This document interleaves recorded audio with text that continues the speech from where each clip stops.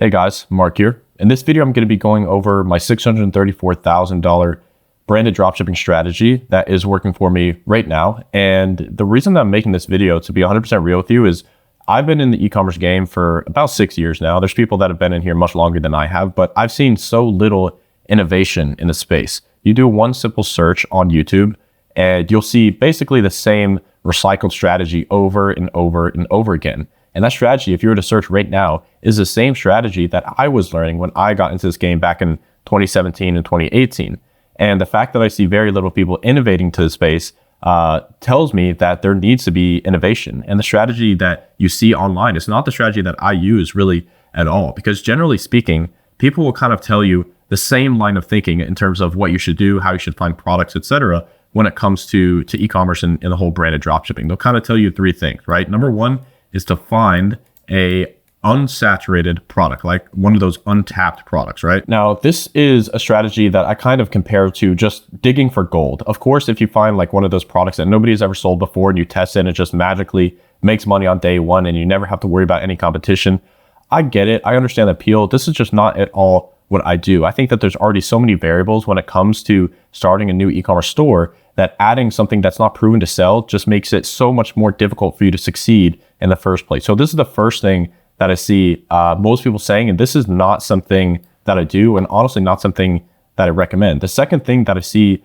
most people kind of teaching to do is to set up a basic Shopify store, a basic product page on Shopify to actually sell the product. So I wrote set up basic PDP. PDP stands for product page. And once again, this is not what I do. If I were to start up a brand new e-commerce store from scratch, I'm actually not going to be sending my traffic, if I'm running like Facebook ads or TikTok ads, wherever, I'm actually not going to be sending that to a basic PDP. I'm going to send it to a little bit more sophisticated of a funnel that I'm going to cover actually in this video. So this is another thing. Again, people are saying the same thing over and over again that I actually don't follow. And generally speaking, guys, also, if everybody's doing the same thing, I argue that you can probably get really good results if you actually do the opposite of what they tell you to do. And the third thing that I see, most people recommending is basically like steal content and kind of repurpose what's already out there on the internet and try to like create some winning ad basically from all the content that's already out there. And this is another thing that personally I don't recommend for a number of reasons. Number one, it could get you banned by Facebook or TikTok, whatever platform that you're running from. And number two, you can take the concepts that are currently already winning in the market and just create your own creatives instead that are even better than the competition. It takes so little for you to outcompete other people, because to be real with you, most people are so freaking lazy. They're doing the same thing as everybody else. They never go the extra mile when it comes to like testing a new product. And for that reason, they get the same results as everybody else, which basically is zero. They lose money. They're never able to be profitable. And they're never able to scale their business into something really substantial.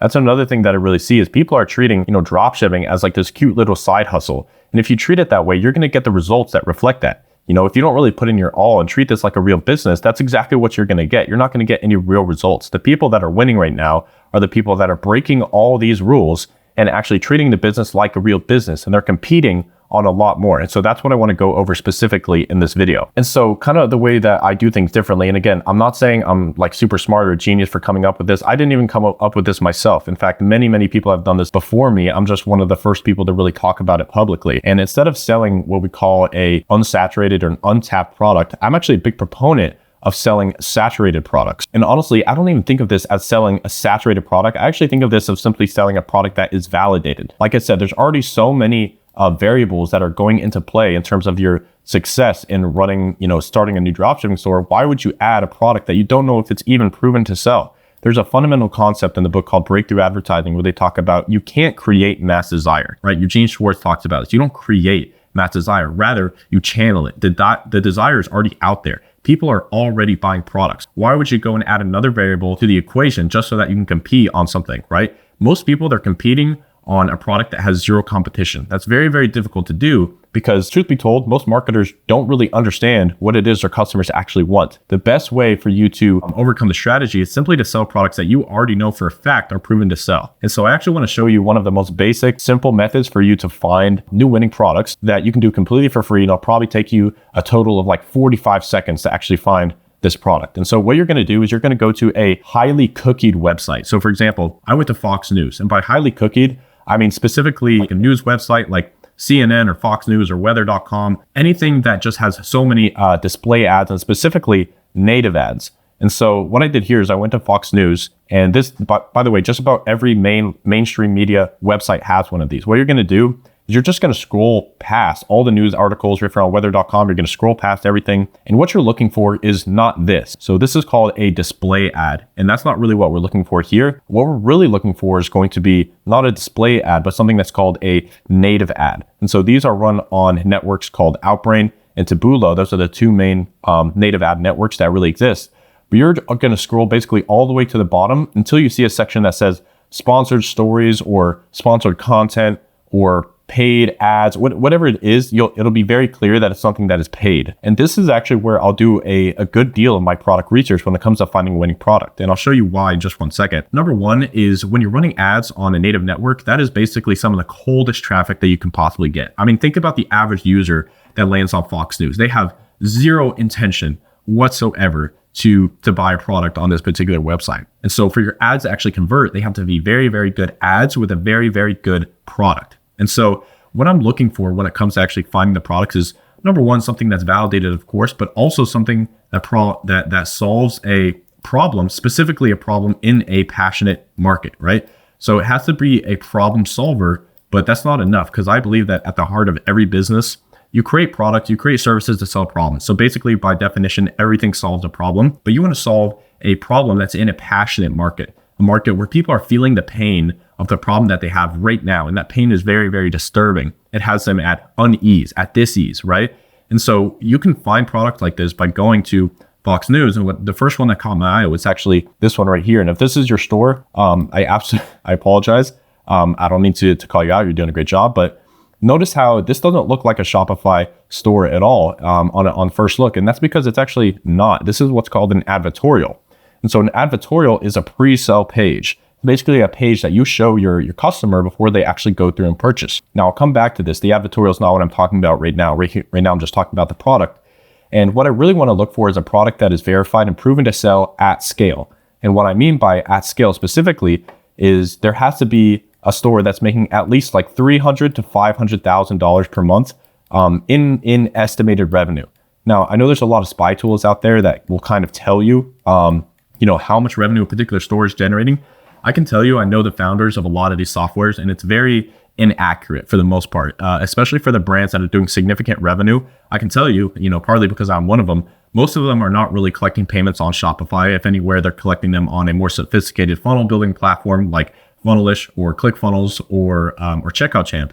And so to actually estimate the Shopify sales, it would just be a completely inaccurate guess of how much revenue that they're doing. And so I want to actually look and make an estimation based off of the users that are visiting this particular website. So in this case, we pull up our similar web extension here, and we can see these guys are scaling down, but they're doing, even a few months ago, they're doing 250,000 visitors per month. And so we can estimate the revenue that they're doing based off of the product price and estimation of the AOV to know exactly how much they're actually making. But typically, I'm looking for a website that's generating at least 300,000 to 500,000 visitors per month, because typically, it's not like there's a one-to-one visitors to buyers ratio. However, you can typically get a good idea. If they're spending a lot of money on ads and they're driving a lot of traffic, you can know relatively well how that particular brand is doing in terms of revenue. So with this guy, for example, notice again, this is a pre-sale page. So this is not disguised to really sell the product. If anything, this is kind of designed to sell the problem first and then to sell the product secondarily. So if we scroll through this advertorial, you'll see there's call to actions. There's one pinned right to the right here. You keep scrolling and you'll see more call to actions here. And as soon as we click that, we go to the actual sales page. So notice, once again, this doesn't look like a standard Shopify product page, because this is really a well-designed sales page. There's a difference between a product page and a sales page. And this is a sales page, because the difference is a product page sells the product. A sales page is actually selling the benefits and the outcome of having that product. So notice, this isn't going into like the ultimate, features of the particular product. It's talking about what happens if you actually use it. What are the outcomes that the user, the customer is going to get as a result of this particular product, right? So this is the first thing that I really do. I don't go after products that are unsaturated, that are untested and unproven. I'm going after products that are specifically saturated, and then I actually compete on the marketing and on the funnel instead of on, for example, finding a product that has zero competition, okay? So that's kind of the first principle I wanted to share with you guys is Again, I'm not necessarily recommending this. This is just exactly what I do personally. And then number two, again, if we go to our list of things that we kind of crossed off over here, the thing number two is to set up a basic PDP. And of course, the opposite of that is going to be to build a funnel. And there's a big difference between building a funnel versus building a PDP. And so the second point here is that funnels are greater than PDPs, right? And the reason for that, the reason why I'm such like a big proponent of using funnels is basically twofold. Number one, you'll typically have a higher AOV, a higher average order value, which basically means every customer that is coming into your business is worth more. Most people, they're competing on having a product that nobody else is selling and then just hoping that the product kind of carries them to success. I'm not a believer of that. I know for a fact I'm a relatively good marketer. I have a lot to learn per usual. In fact, the more that I learn, the more I realize, the less that I know. However, I do know that funnels are great for increasing your AOV and great for increasing your conversion rate specifically. And so these two things are typically the two things that actually hold most dropshippers and e-com owners back. Their AOV is basically the same as a product price. And so when I have some clients that I talk to, and they're like, Mark, every time I try to like scale my ads, I can't make any money. I just end up losing money. I can't scale past $1,000 a day, past $10,000 a day, past $100,000 a day. What do I do? And the answer to that is typically to compete on funnel and compete on economics. So shout out to Alan Sultanish for that idea. And competing on economics basically means that you want to compete on having a very well-constructed funnel so that your AOV, let's say like this product here that we found as an example, right? This product here is selling for, let's see exactly how much it's selling for here. Let's go to the order page. And we can see that this product is actually selling for $40, right? For one unit, $40. Now, if I didn't have a funnel and I just had a regular product page with no upsells, no downsells, no OTOs, no order bumps, my AOV is going to be equal to that of my product price, which would be $40. And so the only way that you make money in this case is if you're running paid ads, your CPA, your cost per acquisition, has to be lower than that of your break-even point. So let's say these guys are selling this product for $40 and they're getting it from their supplier shipped for $10. So that's a $30 margin. So your CPA has to be under $30 for you to make any money, right? That's your break-even CPA, your break-even cost per purchase, cost per acquisition. Now, this is the problem. This is the crux of the problem. Most people, they just play the game of trying to get the lowest CPA possible. Which, don't get me wrong, like having a low CPA is great. But if there's one thing that I've learned about running ads for over 6 years and spending tens of millions of dollars on ads, it is that as you scale, your CPA will go up. So you're really just screwing yourself from day one if you're trying to use a regular PDP and your AOV is no more greater than the price of your product. However, if my AOV, for example, in this exact same circumstance, which I don't know what these guys' AOV is, I could probably estimate it if I went through their whole funnel. But let's say that their AOV instead of 40 is actually $100. And I know that seems like a massive jump, but I promise you it's actually a lot easier to set up than you probably think. Now, instead of having your break-even CPA be 100, taking into consideration your other product costs, your break-even CPA could be like 70, right? So you can spend up to $70 to acquire a single customer and still be profitable. So just think about how much more profitable that's going to make you from day one when you're competing on having a really well-constructed funnel. And for whatever reason, most gurus, they don't really talk about this, probably because they don't do it themselves. But this is something that I do literally day in and day out. And it's why I can make these videos without, any outline or anything. It's just me and a whiteboard, speaking in the dark. And so this is kind of the second adjustment that you have to make. And before I go into point 3, let me kind of explain in a little bit more depth what I mean by funnels versus PDPs. And so if you think of the normal structure of a particular like PDP page where you're sending your traffic directly to a Shopify product page. Let's say this is your ad. You're running ads on Facebook. As soon as they click onto the ad, you're going to get, let's say, straight to the product page, right? After the product page, you'll go to the cart page where you can see everything that's actually in your cart. After the cart, there is the checkout page on Shopify. So right checkout here. And then after the checkout, there's a thank you page. After that, most e-com guys, most dropshippers, let's say this is like the thank you page, right? They quit. This is it for them. At this point, the transaction is done. There's no order bumps. There's no upsells. There's nothing in place for them to really maximize their AOV. And so their AOV is equal to the price of the product that they're selling them. And I can't even tell you like how big of a problem this really is. I don't know why dropshippers have just kind of been brainwashed with this strategy. But as you scale, this is really difficult to scale. I'm not saying it's impossible. In fact, I know friends of mine that are brand owners that run with this strategy and they're doing great. That's cool. They're competing on something completely different, right? And I'm not going to get into kind of like what you should compete on. However, I'm just saying what I personally do. So instead of running a structure like this, which this is kind of like the basic PDP funnel, I'm going to have, a similar ad. It's going to be a little bit different, perhaps a little bit longer, like a VSL ad. And then instead of going to a product page, I'm actually going to go to a pre-sales page. For example, like the one that we were looking at up here, right? So like an advertorial page. And what that advertorial page does, and the reason why you can actually have a higher conversion rate, is that it actually puts your customers in a proper state before you put an offer in front of their face. The way that I think about it is it's like, trying to go on a date with a woman and you show up, let's say you're like going out to eat at a restaurant, show up at the restaurant, and the first thing that you say to this particular woman is, hey, my name is Mark. Do you want to go back to my place? I mean, that's not a very effective strategy for like having a long-term relationship, right? That's how I want you to think about building this business. It's not just transactional. It's not just a one-time purchase. You want to create customers that come back and buy from you over and over and over again. Not only that, but you want to create customers that come and buy from you with a large average order value. If every customer that comes in your business is worth $100, $150, $200, instead of just a measly, $40, $30, it's just going to be so much easier for you to be profitable on paid traffic as you scale. And so again, after going to the advertorial page, we're basically going to go to a PDP on steroids, which is the sales page. And this page, the whole purpose is to go into depth about the product and sell the outcomes that you're going to get if you were to use this product. And so after that, let's say that they say, yes, Mark, I love the product. I'm all in. I want it. After the sales page, you're going to go to the order page. Now, this is your first real instance for you to max out that average order value. This is where you can have the quantity discount. This is where you can have the order bumps. This is where you can have the bundles and just get as many offers in front of your customer's face as humanly possible. Now, this structure right here alone can probably add a good increase, a significant increase in your conversion rate and in your average order value. But you know what we're going to do? We're not going to fucking stop there. We're going to keep going because this is where the actual payment information is collected, right? Does that mean that you just stop and you immediately don't put any other offers in front of your customer? Absolutely not. In fact, this next step is perhaps the most powerful step in this entire funnel because this is where at this point you have the credit card information saved of your customers.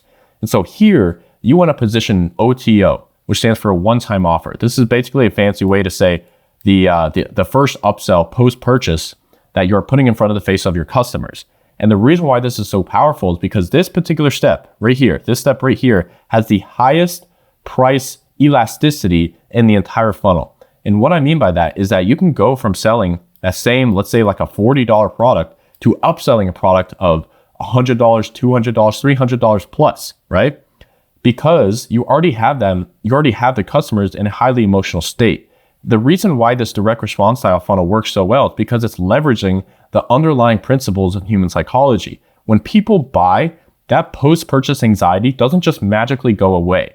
In fact, it typically takes around 24 hours for that state of anxiety to really go away. And so you want to take advantage of that and construct a really good OTO, a really good first post-purchase upsell so that you could take your AOV from like $40 or let's say after this particular step here, it's like $60 all the way up to $100, $120, $150. And keep in mind, the CPA doesn't change. The CPA this whole time is basically collected right here at this step, which means anything post-purchase is just cake. It's bread. It's free money. And if you are not really optimizing this post-purchase checkout process, then you simply are going to lose to people like me who are doing this. And so, you don't even have to stop at one. You could have OTO 1, OTO 2, OTO 3, OTO 4. And I actually know I have some brand owners in my network that have up to like 7 post-purchase upsells inside of this flow. And so this whole notion that you can't sell your customers after you've gotten their credit card information is just a myth or a lie that's been fed to you by gurus and by Shopify, because Shopify's checkout is not super flexible unless you have the highest Shopify plan. And so for that reason, I actually build these funnels outside of Shopify typically. I'll build these funnels in a more advanced funnel builder, like I said, like Funnelish, Checkout Champer, and ClickFunnels itself, so that I have more customizability over this whole process. And so you guys can write in the comments if you have any questions about this process. This is a little bit more sophisticated. And typically, like, the one question that I hear people ask is like, Mark, this is so much more friction. There's so many more steps. How is my conversion rate actually supposed to increase? And I totally understand that. And to that, I say a few things. Number one, your conversion rate is meeting people at different levels of awareness throughout this funnel. So for example, instead of the advertorial page being like a regular PDP, and this being the first thing that they see instead, it's disguised as hiding the sales process. And I've learned that the longer you can actually hide the sales process, the more that you can extract from every individual customer, because there's more buy-in, there's more consumption. The more time I spend in marketing, the more time I realize that if you want the best customers, you have to give them the most amount of consumption. How can I get somebody to consume, for example, this entire advertorial, right? To really put them in a state that I want them to before I actually sell them anything. And when I do that, I've just noticed from personal experience that I do have a higher average order value and a higher conversion rate. And then the third and final, change I would make, if we go back to that original list where most people are kind of stealing content when it comes to creating their paid ads, I've never been a fan of stealing. I like taking the ideas that are winning. So for example, we were looking at this competitor, right? I don't ever recommend that you steal funnels. Absolutely don't steal the funnels of other people, because they're going to come and do the same to you, right? What you put in this universe is exactly what you get out.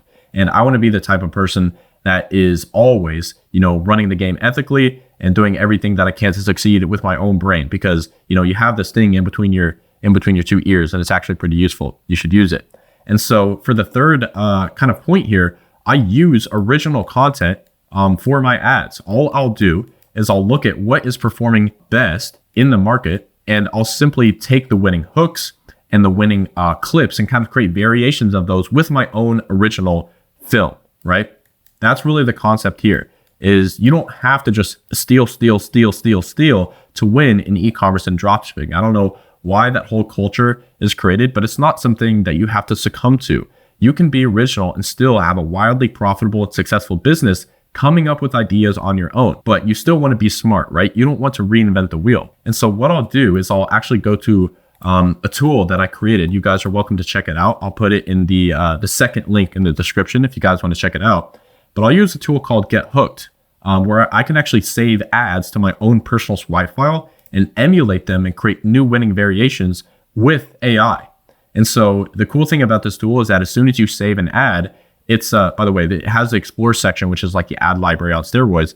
But as soon as I save that particular ad, right, I'm able to actually go back and look at that ad whenever I want, whether they stopped running the ad or not. I can look at if they're testing the ad, if they're scaling it, the number of active ads for a particular brand.